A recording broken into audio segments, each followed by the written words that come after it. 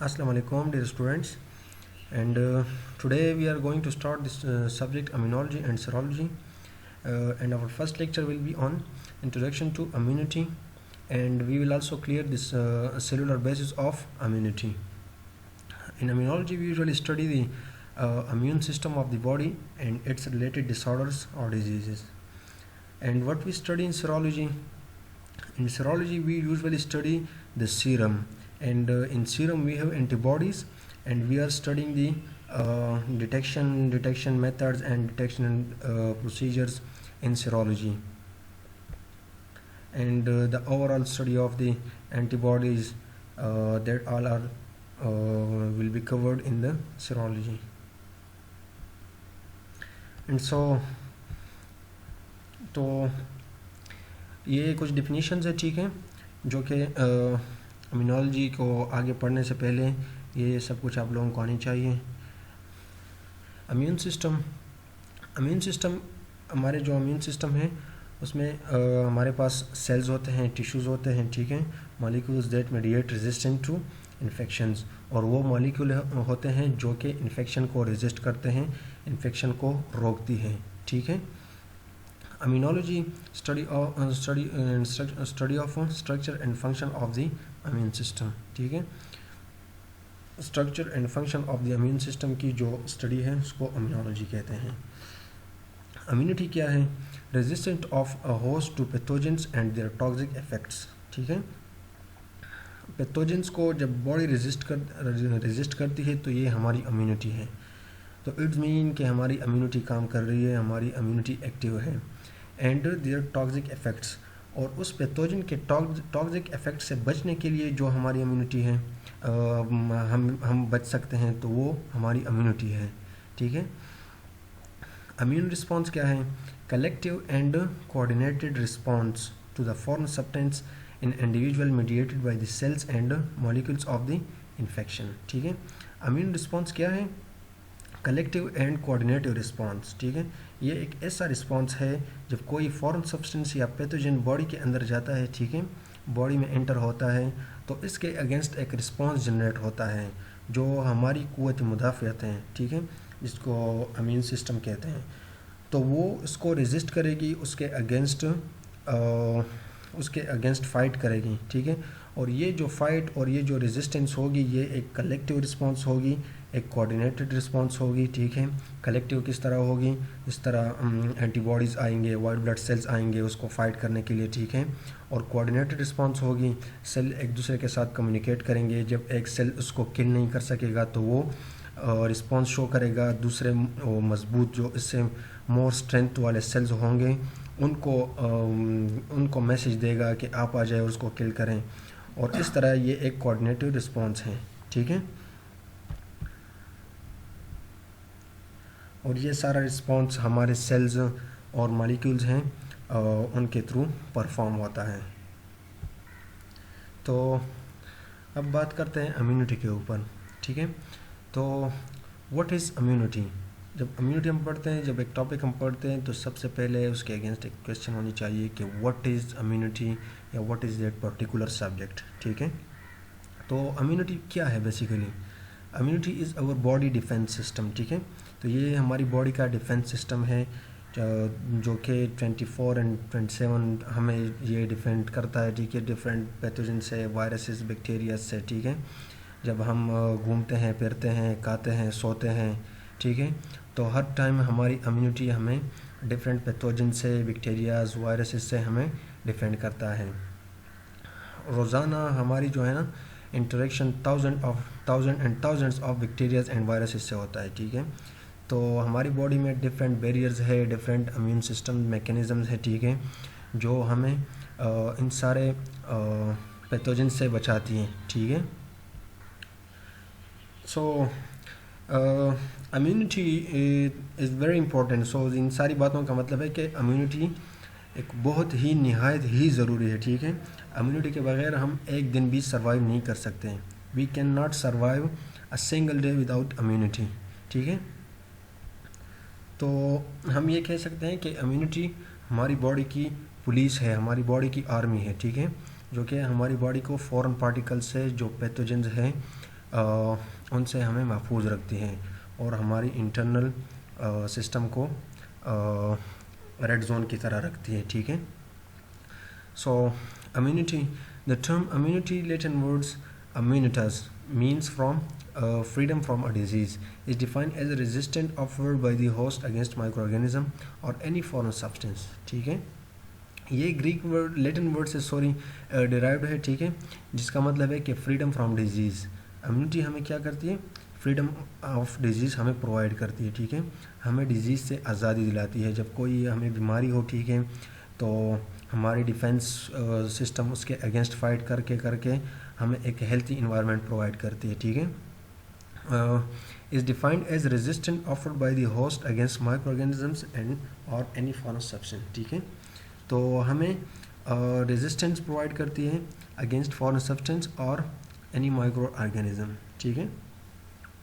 Immunity can be broadly classified into two types, innate immunity, acquired immunity. Acquired immunity और adaptive immunity. Innate immunity क्या है, present right from the birth, ठीक है, जब baby की पैदाइश नहीं हुई होती है, ठीक है, वो मदर के पेट में होता है, ठीक है, तो उस वक्त भी उसके बॉडी के अंदर इम्यूनिटी होती है, ठीक है। वो जो इम्यूनिटी होती है वो उसकी मदर की इम्यूनिटी होती है, ठीक है। मदर की सर्कुलेशन से उसमें जो इम्यूनिटी आई होती है, ठीक है, उस इम्यूनिटी को इनेट इम्यूनिटी कहते हैं, जो कि फ्रॉम बर्थ से प्रेजेंट होती है। और एक्वायर्ड इम्यूनिटी क्या होती है, एक्वायर्ड और एडेप्टिव इम्यूनिटी। एक्वायर्ड इम्यूनिटी जब बेबी की बर्थ होती है, ठीक है, और बर्थ के बाद जो इम्यूनिटी बेबी एक्वायर करता है, ठीक है, हासिल करता है, ठीक है, माहौल से गेन करता है, ठीक है, एडेप्ट कर लेता है, ठीक है, उस इम्यूनिटी को एडेप्टिव इम्यूनिटी कहते हैं। Acquired during the course of life, ठीक है, जब बेबी की पैदाइश हो जाती है, ठीक है, तो उसके बाद जो इम्यूनिटी हम गेन करते हैं उसको एक्वायर्ड इम्यूनिटी कहते हैं।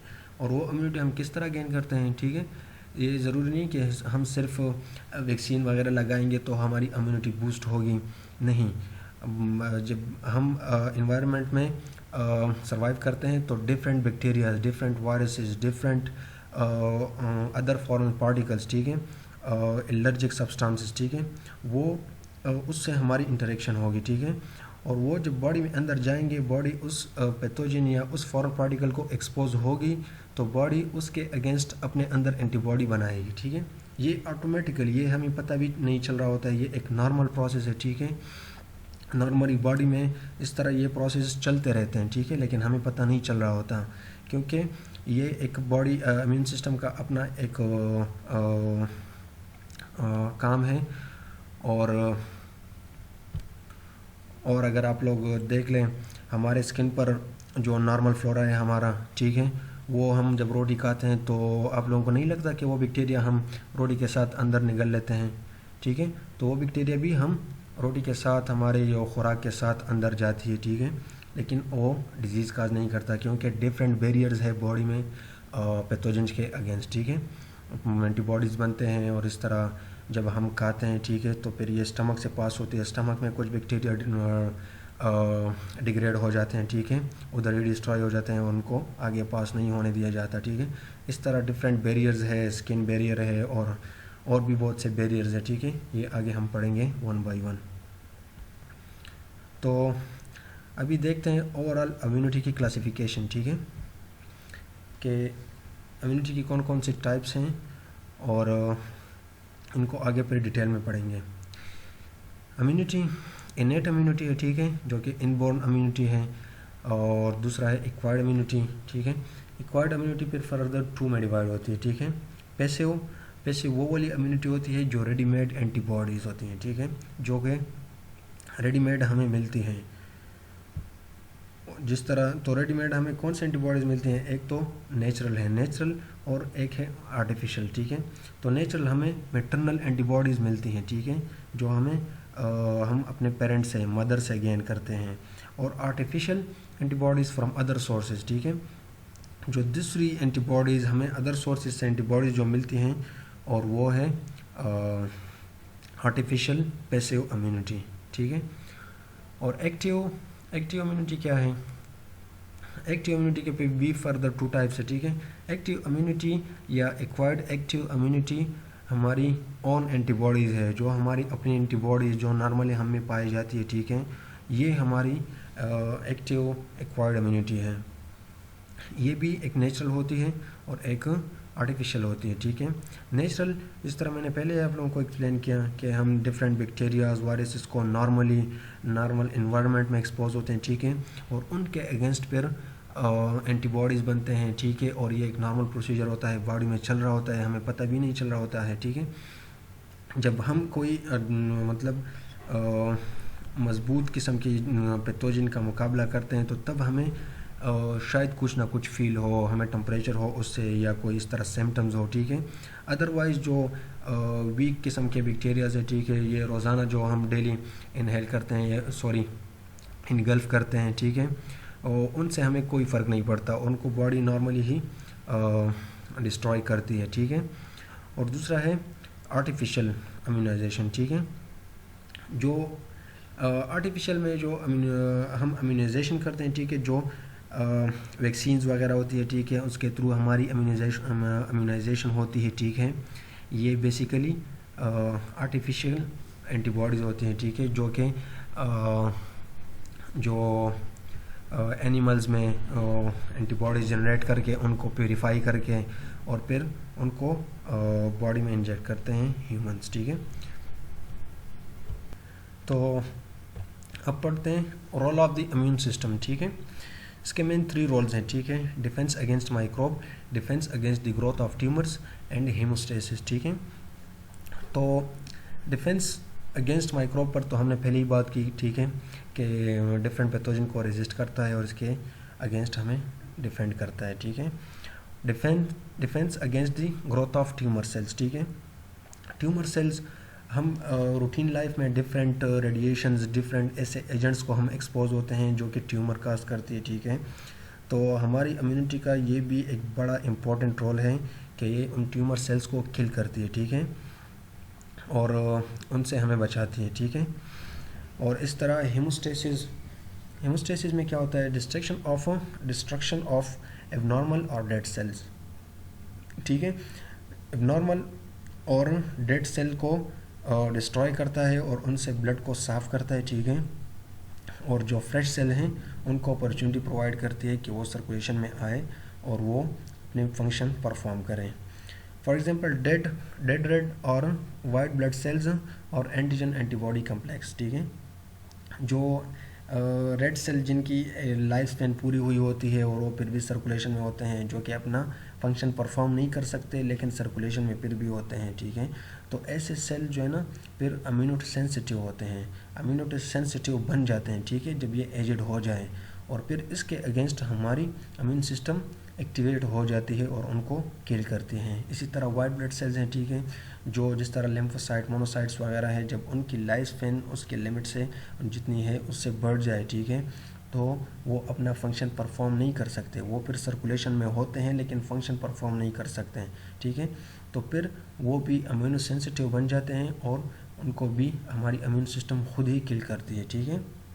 और इस तरह एंटीजन एंटीबॉडी कम्प्लेक्सेस है जो डिफरेंट पैथोजन से फाइट के दौरान बनी हुई होती है, ठीक है, फिर उनको एलिमिनेट किया जाता है इम्यून सिस्टम के थ्रू।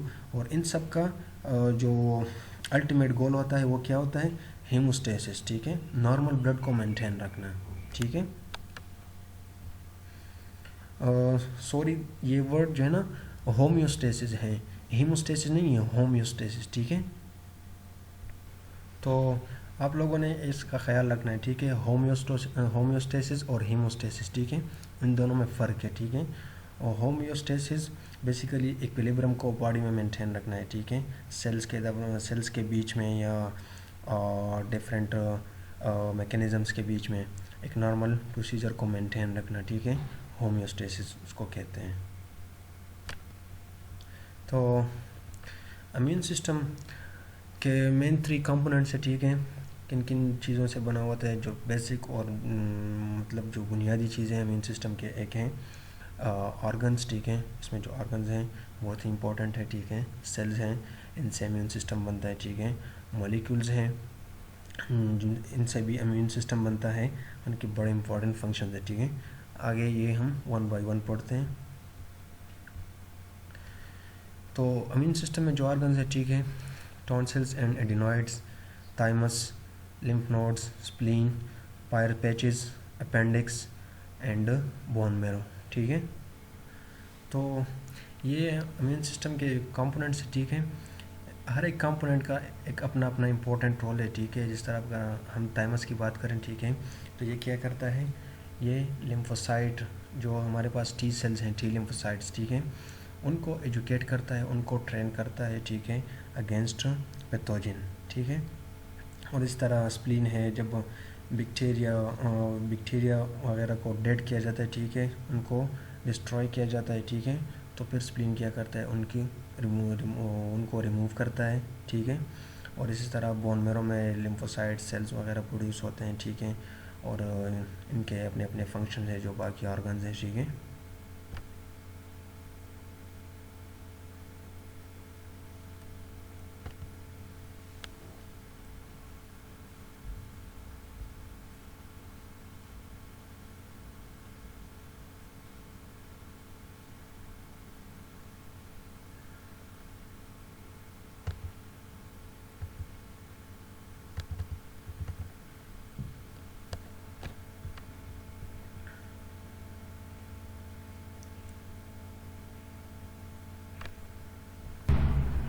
सॉरी, मुझे लगा रिकॉर्डिंग स्टॉप हुई है।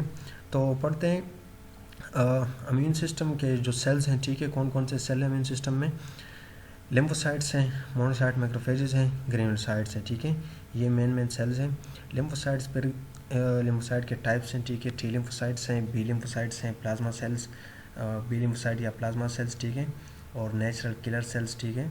ये लिम्फोसाइट के टाइप्स हैं जो कि डिफरेंट फंक्शंस परफॉर्म करते हैं अलग से इम्यूनिटी में।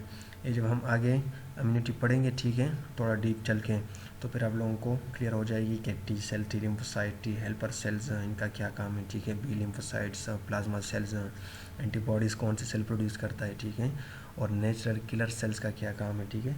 ये आगे हम फिर इंशाल्लाह डिटेल में पढ़ेंगे। मोनोसाइट्स और मैक्रोफेजेस, ठीक है, फिर ये मोनोसाइट का क्या फंक्शन है, ठीक है, और मैक्रोफेज, इन दोनों में डिफरेंस क्या है, मोनोसाइट को मोनोसाइट और मैक्रोफेज को मैक्रोफेज क्यों कहा जाता है, ये तो आप लोगों को हेमाटोलॉजी में भी थोड़ा बहुत क्लियर हो गया होगा, ठीक है। तो ग्रेन्युलोसाइट्स, फिर उसमें न्यूट्रोफिल है, जीनोफिल है, बेसोफिल है, ठीक है, और फिर इनमें न्यूट्रोफिल सबसे पहले जो है ना बैक्टीरिया को अटैक करता है, क्यों करता है, ठीक है, इनकी जो क्वांटिटी है वो ज़्यादा होती है, ठीक है, और सबसे पहले पहुंचते हैं जब फॉरेन पार्टिकल बॉडी में इंटर होता है, ठीक है। तो मॉलिक्यूल्स कौन कौन से हैं इम्यून सिस्टम में, एंटीबॉडीज़ हैं, ठीक है, कॉम्प्लीमेंट्स हैं, कॉम्प्लीमेंट सेल्स, साइटोकाइंस है, इंटरल्यूकिन्स है, ठीक है, डिफरेंट एंटीबॉडीज़ इस तरह के IgG, IgM, IgA, IgD, जो 5 टाइप के एंटीबॉडीज़ है, ठीक है, ये हमारे इम्यून सिस्टम में एक्टिवली एक फंक्शन परफॉर्म करते हैं। कॉम्प्लीमेंट सेल्स हैं, ठीक है, C1 compliments protein, sorry, C1, C2, C3, ठीक है, साइटोकाइंस है, इंटरल्यूकिन्स है, इंटरल्यूकिन्स 1, 2, 3, इंटरल्यूकिन्स के भी अलग अलग टाइप्स हैं। तो ये सारे इम्यून सिस्टम में एक्टिवली रोल परफॉर्म करते हैं। तो ये जनरल रिव्यू थी, ठीक है। तो आप लोगों को जनरल आइडिया होनी चाहिए कि क्या क्या हम पढ़ेंगे और ये क्या क्या एंटीबॉडीज़ क्या है, इंटरल्यूकिन्स क्या है, ठीक है, साइटोकाइंस और कॉम्प्लीमेंट सेल्स। लेकिन फिर भी अगर आप लोगों को किसी पॉइंट में समझ ना आए, कोई कन्फ्यूजन हो, तो आप लोग एनी टाइम पूछ सकते हैं, ठीक है। एंड आप लोग हमारा व्हाट्सएप नंबर तो होगा आप लोगों के पास, मैंने सियाज से भी उनको पास भी है मेरा नंबर, ठीक है, तो आप लोग कांटेक्ट कर सकते हैं। And thank you so much. और ये लेक्चर जो है ना थोड़ा लेंथी है, ठीक है, तो उसको हम कोशिश करेंगे कि 2 ही लेक्चर में कवर करें, और क्योंकि ये इंट्रोडक्शन है और इंट्रोडक्शन से आप लोगों को अगर समझ ना आए तो आगे पढ़ना ही फजूल है फिर, ठीक है, तो आप लोगों को आगे समझ नहीं आएगी कि हम क्या पढ़ रहे हैं क्या नहीं पढ़ रहे, ठीक है। तो ये इंट्रोडक्शन जो है ना ये सारे एक इंट्रोडक्टरी टाइप का एक लेक्चर है, ठीक है, तो इस पे आप लोगों को ज़्यादा फोकस करनी चाहिए। और ये इन सब जो डेफिनीशन है, जो टर्मिनोलॉजीज़ यूज़ हुई हैं, ठीक है, इन सब को आपने अभी से सही याद करना है, ठीक है। And thank you so much.